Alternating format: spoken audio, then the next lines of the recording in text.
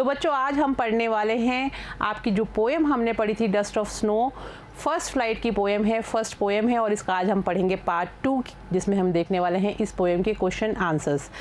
मुझे उम्मीद है कि आपको ये पोएम अच्छे से समझ में आई होगी, तो चलिए करते हैं इसके क्वेश्चन आंसर्स को start. What is a dust of snow, यानी कि डस्ट ऑफ स्नो धूल के कण बर्फ़ के लिए यहाँ पर क्यों कहा गया है और वो क्या हैं।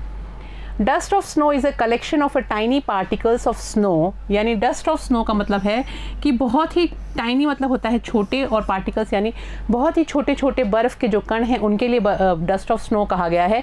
Resting on the upper part of an object और a creature after a snowfall, जो कि जब बर्फ़बारी होती है तो किसी भी चीज़ के ऊपर, किसी वस्तु के ऊपर इकट्ठे हो जाते हैं या किसी प्राणी जीव के ऊपर भी इकट्ठे हो जाते हैं। आपने देखा होगा जगह जगह जहाँ पे बर्फ़बारी होती है वहाँ सब कुछ बर्फ़ से ढक जाता है, तो वो जो स्नो के जो पार्टिकल्स हैं वो उस बर्फ़ को पूरा उस जगह को ढक देते हैं। वॉट डज़ द पोएट से has change his mood, poet कैसे कहता है कि किस चीज़ ने उसका जो मूड है, जो मनस्थिति है उसको बदल दिया। When the crow shook down on him the dust of snow, जब एक कौवे ने पोएट के ऊपर कुछ कण यानी डस्ट ऑफ स्नो जब ऊपर से हिला के उसके ऊपर गिरी पोएट के ऊपर, तो उसका मूड जो है वो चेंज हो जाता है। फ्रॉम द हेमलॉक ट्री, और वो बर्फ़ जो थी, छोटे छोटे कण थे, वो कहाँ से गिराए गए थे, वो हेमलॉक ट्री के ऊपर से गिरे थे। It has change the poets mood, और उसने पोएट के मूड को चेंज कर दिया था। आगे देखते हैं question number 3। How has the poets mood change, कि पोएट का मूड कैसे बदला। Before the change of mood the poet was idling away his time, यानी कि मूड बदलने से पहले जो पोएट है वो अपना जो समय है उसको ऐसे ही ख़राब कर रहा था। But after the change of mood he made use of his time, लेकिन जब उसके ऊपर वो डस्ट ऑफ स्नो गिरी तो उसका जो मूड है वो तुरंत परिवर्तित हो गया और ऑप्टिमिस्टिक मूड में वो चला गया, यानी कि जो उसके नेगेटिव थॉट्स थे या जिस चीज़ों से वो परेशान हो रहा था, उसका मूड ख़राब था, वो एक अच्छे मूड में चेंज हो गया। And his sad mood change into happy mood, और उसका जो ख़राब मूड था वो अच्छे मूड में बदल गया, यानी उसका जो मन था वो अब अच्छा हो गया था। How does Robert Frost present nature in the poem, इस कविता में रॉबर्ट फ्रॉस्ट ने प्रकृति को कैसे दर्शाया है। Robert Frost present nature in artistic and symbolic way, यानी कि इस कविता में रॉबर्ट फ्रॉस्ट ने एक कलात्मक तरीके से और प्रतीकात्मक तरीके से इस कविता में डस्ट ऑफ स्नो को दर्शाया है। What is a hemlock tree, hemlock tree क्या है। आपको पता है हेमलॉक ट्री एक बहुत ही जहरीला पेड़ होता है और उसके छोटे छोटे फूल होते हैं। So hemlock is a poisonous tree with small white flowers, तो हेमलॉक एक ऐसा पेड़ है जिसको बहुत ही विषैला पेड़ माना जाता है और उसके छोटे छोटे सफ़ेद रंग के उसमें फूल खिलते हैं। What do the crow and hemlock represent joy or sorrow in the poem Dust of Snow, कि आपको क्या लगता है कि क्रो और हेमलॉक जो हैं वो इस कविता में किस चीज़ को रिप्रेजेंट करते हैं, यानी क्या चीज़ दर्शाते हैं। जॉय को दर्शाते हैं या सौरो को दर्शाते हैं, यानी खुशी का मूड, अच्छा मूड दर्शाते हैं या दुख के बारे में दर्शाते हैं।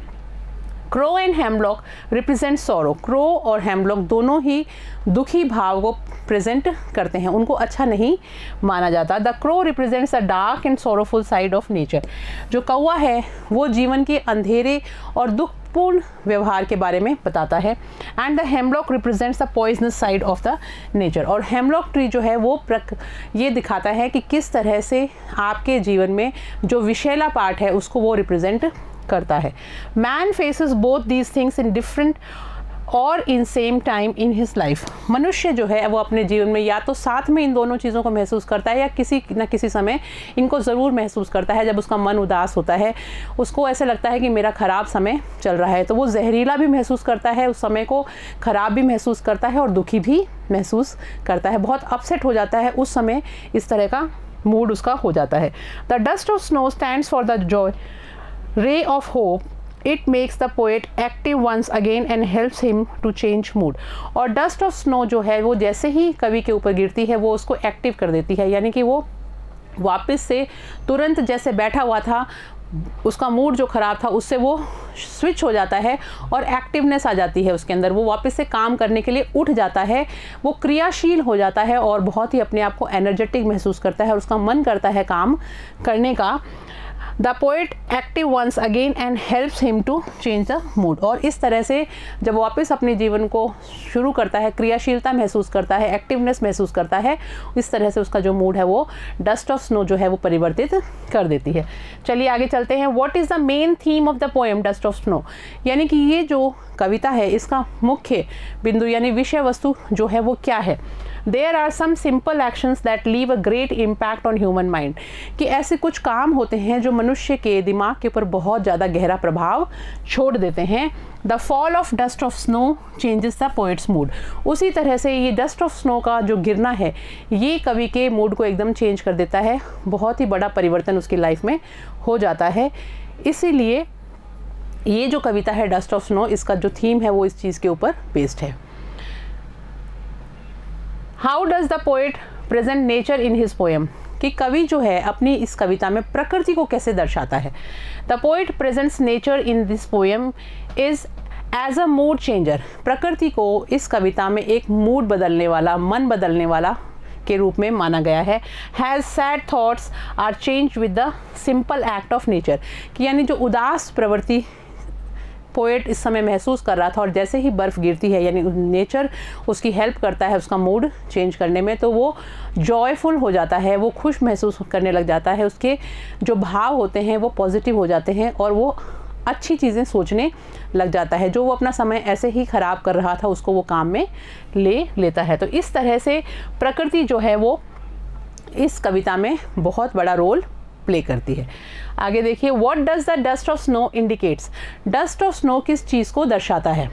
The dust of snow indicates the fall down of sad pessimistic thoughts from the mind of the poet, यानी कि जो डस्ट ऑफ स्नो है वो ये दिखाती है कि किस तरह से जो उदासी थी, जो नेगेटिविटी थी, पेसिमिस्टिक मतलब होता है नकारात्मक विचार, नकारात्मकता जो उसके विचारों में थी पोएट के, from the mind of the poet, दिमाग में जो उसके चल रही थी, it removes those negative ideas. और इसने डस्ट ऑफ स्नो ने वो सारे के सारे नेगेटिव आइडियाज़ को, नकारात्मक भावों को वहाँ से हटा दिया।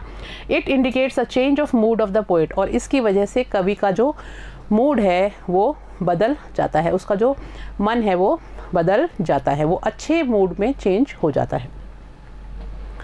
How can you say that the poets is very sensitive. आप ऐसा कैसे कह सकते हैं कि इस कविता में जो कवि हैं वो बहुत ही ज़्यादा संवेदनशील है। Sensitive man is affected with every action. जो सेंसिटिव व्यक्ति होता है, जो संवेदनशील व्यक्ति होता है, वो हर किसी काम से इफ़ेक्ट हो जाता है, यानी छोटी भी अगर कोई घटना उसके साथ घटित होती है वो तुरंत प्रभावित हो जाता है। The simple act of nature did so on the mood off the poet. उसी तरह से जिस तरह से चाहे वो पॉजिटिव थॉट्स हों चाहे वो नेगेटिव हों उसके ऊपर तुरंत प्रभाव डालते हैं, वैसे ही जब उसका मूड बहुत ख़राब था और जैसे ही उसके ऊपर डस्ट ऑफ स्नो गिरी तो क्योंकि वो बहुत ज़्यादा संवेदनशील था, उस बर्फ़ के गिरते ही उसका मूड जो है वो अच्छा हो गया। The mood off poet that is why he is very sensitive. इसलिए हम कह सकते हैं कि कवि जो है बहुत ज़्यादा संवेदनशील तरह का इंसान है। तो बच्चों, आई होप ये क्वेश्चन आंसर्स आपको समझ में आ गए होंगे।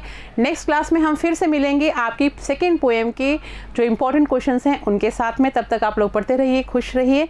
Thank you.